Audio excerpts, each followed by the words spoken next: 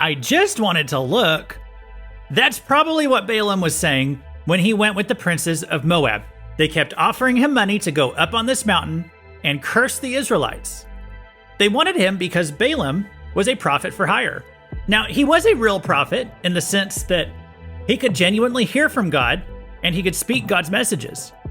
But he was also a very greedy individual in that he would use his prophetic gift for evil purposes.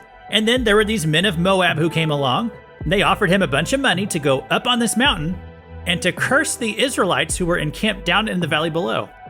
So Balaam agrees to go. He says he won't curse the Israelites for money, yet he really, really wants to. So he's just going to go up and look. He just wants to look. That's what he says outwardly, anyway. So what happens next? Well, it gets weird. How weird? If you've ever heard that there's a story in the Bible with a talking donkey, this is it. So turn to Numbers 22 and let's get weird.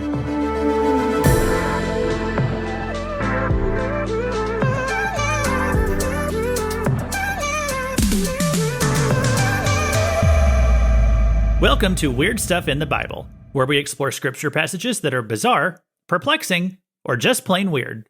This is Luke Taylor, and today we're going to be talking about that story with the talking donkey. And I kind of set it up for you in the introduction, so let's just get into it.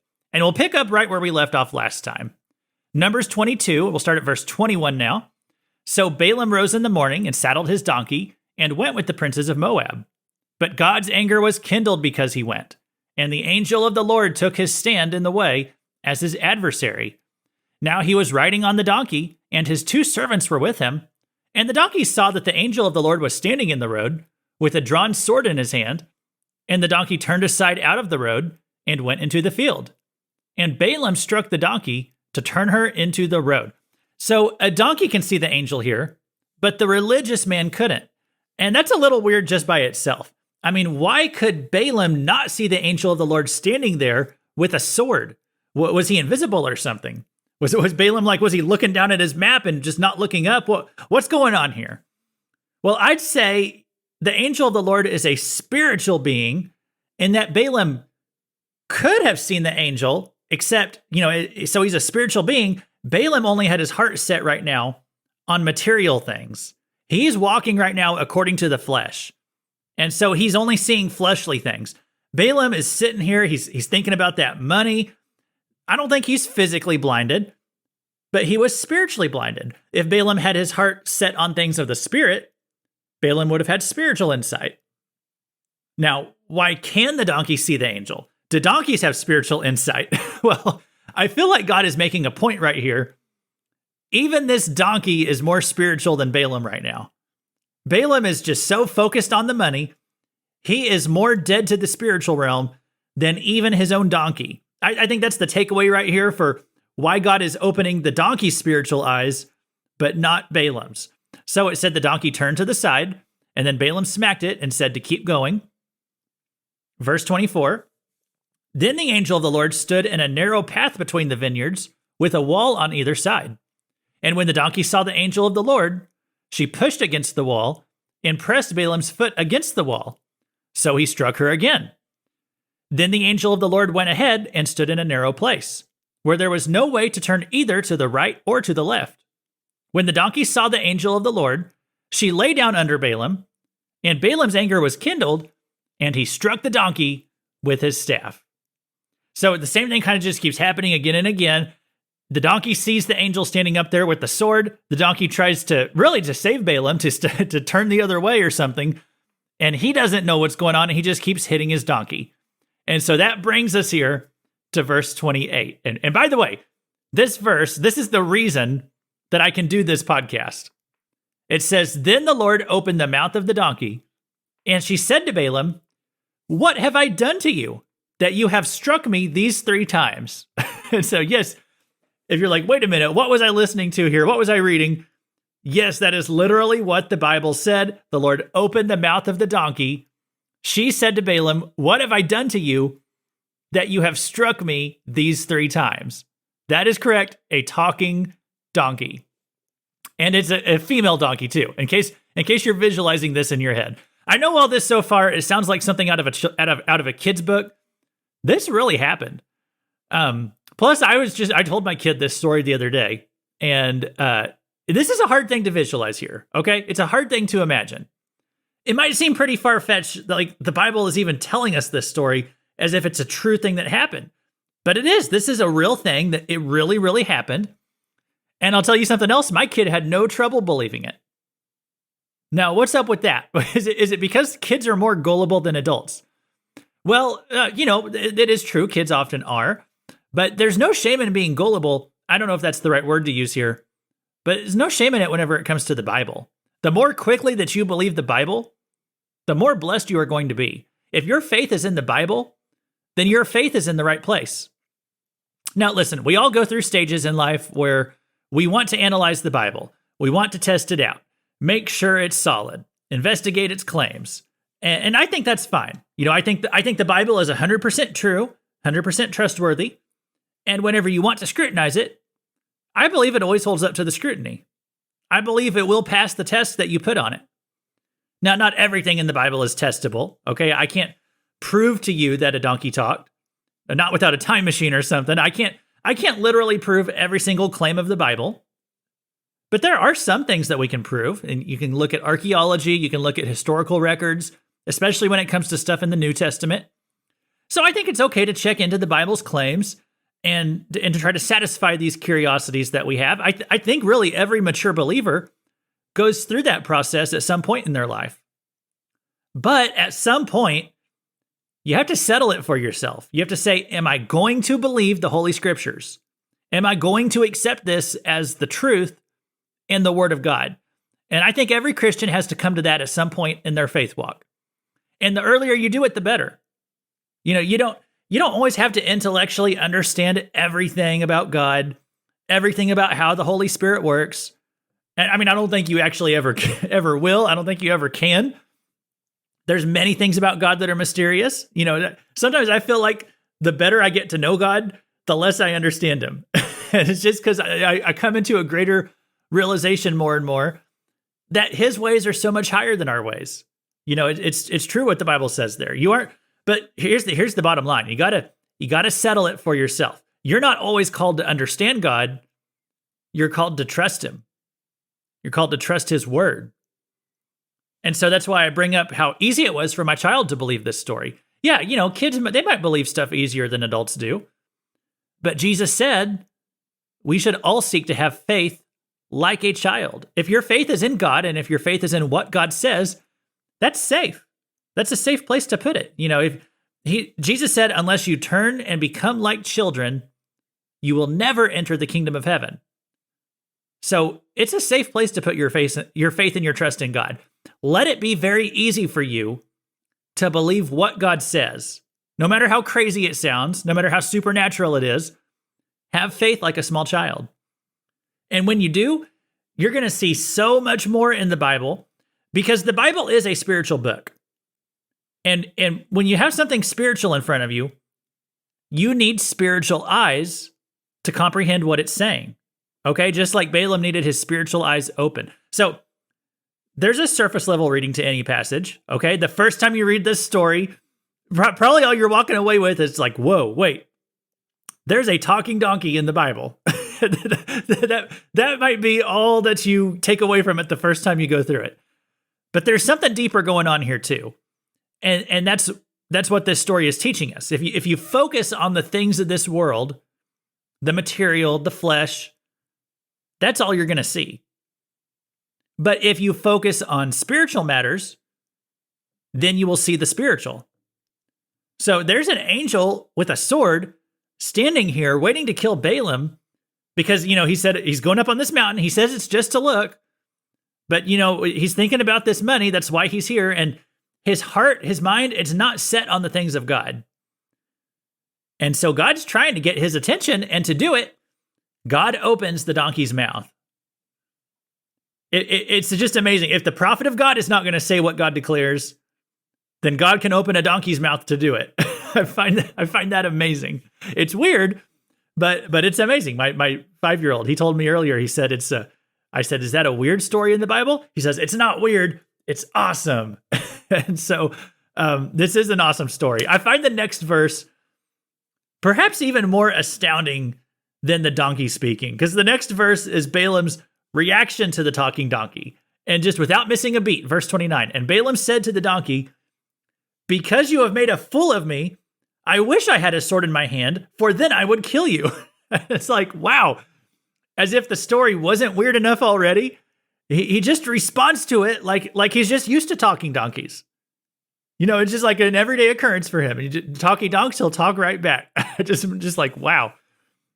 I wonder what kind of life he had that a donkey talked to him and he just responded to it like he was talking to a person.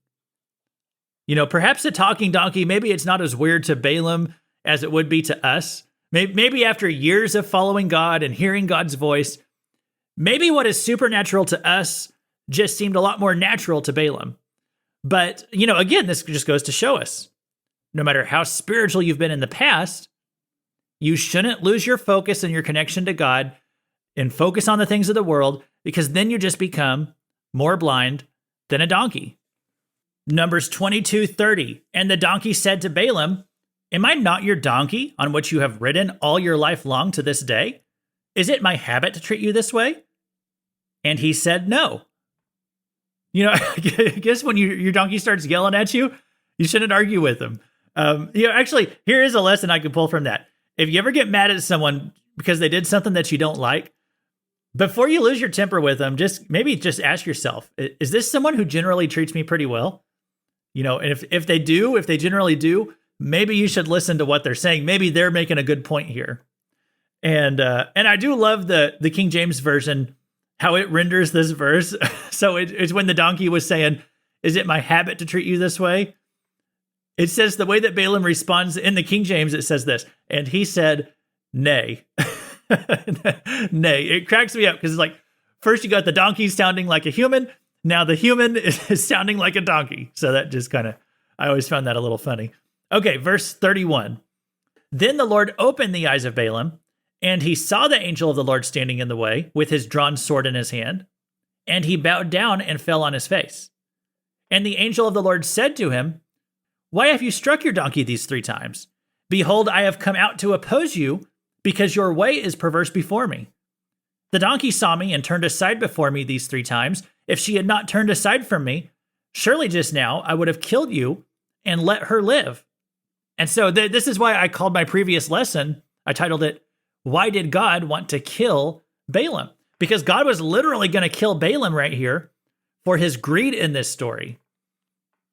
And again, it says the donkey is a she. It's a female donkey. I just make note of that because I always have trouble visualizing this story without the donkey sounding like Eddie Murphy. So if you know what I mean, then you know what I mean. But it is a female donkey in this story, if we're going to get technical about it. So anyway, then Balaam said to the angel of the Lord, I have sinned, for I did not know that you stood in the road against me. Now, therefore, if it is evil in your sight, I will turn back. And the angel of the Lord said to Balaam, go with the men, but speak only the word that I tell you. So Balaam went on with the princes of Balak. And that is where we will cut off the story for today. We're going to finish this up next time with the story of when Balaam actually went up on the mountain to speak either a blessing or a curse. But yes, there is a story with a talking donkey in the Bible, and I want to talk about that just a little bit more before we leave. Now, next time on this podcast, we will, as I just said, we'll wrap up Balaam's story. We're going to talk about what happened when he got up on top of that mountain and he was asked to curse the Israelites. So this is just a word I'm putting out. Make sure you're subscribed so that you can get that episode. And what weird stuff in the Bible do you want to know more about? Send me an email, weirdstuffinthebible@gmail.com. If you have any questions, comments, hate mail, whatever you want to send me about today's episode or just anything, that is how you get in touch with me, weirdstuffinthebible@gmail.com. And I've been so thankful just to all the listeners and feedback that we've gotten on this podcast so far. So thank you for the comments, questions, all that you send in. If you're on a platform that does comments, you can always leave a comment there as well. And one more thing I'll mention, I was recently interviewed on a podcast called Something to Gnaw On. It's a Bible study podcast. And if you want to look that up, there were 3 episodes in a row that are all a part of it. They're all a interview that I did with the host of that show, Nate Vineo, and heard a lot of good feedback from that as well. So I'd encourage you to go check that out. Something to Gnaw On is the name of his podcast. So closing thoughts today on the story about a talking donkey. Is this story just too hard to believe? Like, did the Bible go too far with this one? Well, sometimes when something is hard to understand or hard to wrap your mind around in the Bible, what I usually tell people, let's just first look at Genesis 1:1. Okay? Genesis 1:1. In the beginning, God created the heavens and the earth.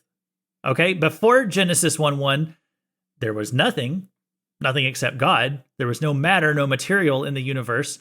It all came from nothing. And in the beginning, God created the heavens and the earth. Here's why I send people back to that verse whenever so we find something hard to understand or believe in the Bible. If Genesis 1:1 is true, then anything that the Bible tells us is certainly possible. Okay? If you can believe Genesis 1:1, you can believe anything the Bible says.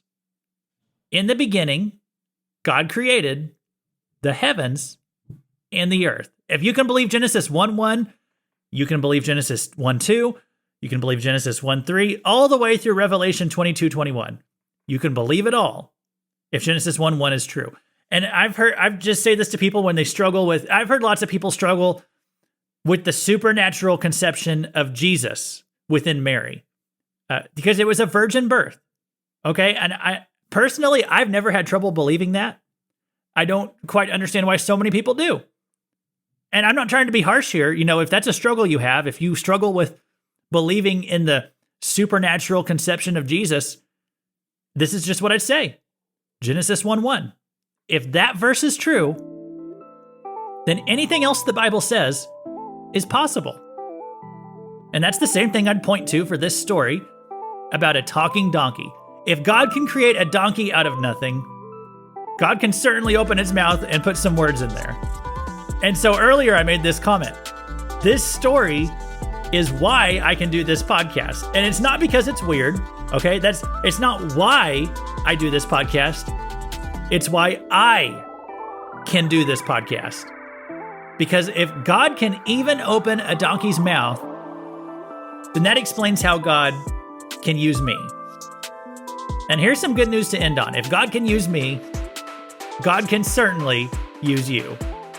And if you think that sounds weird, then I hope you're a little bit more weird today, too. Thanks for listening. God bless you for sticking around till the end, and we'll see you next time.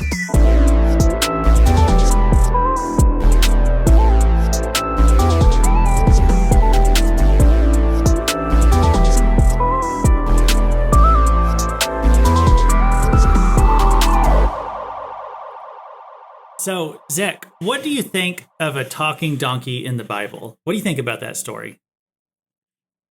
I think it's awesome. But is it weird? No, it's awesome. Okay. Is it one of your favorite stories? Yeah, but it's always... You believe it's true? Yeah. Yeah. All right. Well, hey, Zach, thanks for being on the Weird Stuff in the Bible podcast. You're welcome. Thank you for listening. Bye.